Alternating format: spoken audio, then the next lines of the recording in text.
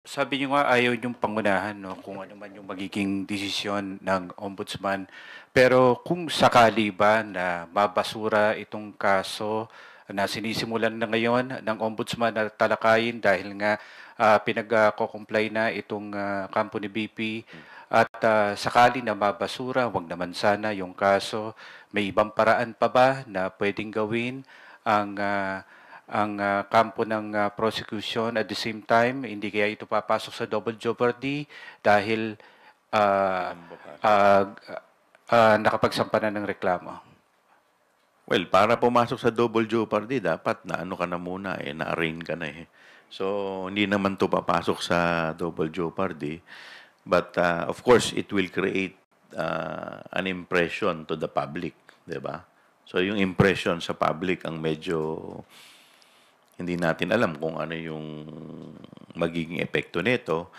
But tayo naniniwala na sana gampanan ng ombudsman ang kanilang tungkulin.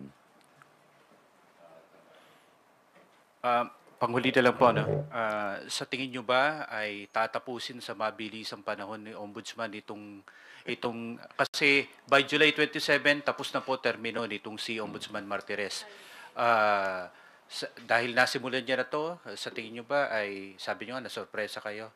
Tatapusin nito, baka bago pa magsimula nga yung impeachment tapos na rin yung kaso at tapos na yung boxing pagdating sa Ombudsman na Congressman. Alam mo, meron ako kasing isang concern lang dyan. Dahil meron po isang kaso, yung Ombudsman versus Court of Appeal, kung saan sinabi po dito ng ating kagalang-galang na Korte Suprema na yung mga impeachable officers kagaya po ng Ombudsman, bago po sila makasuhan, dapat i-impeach muna sila.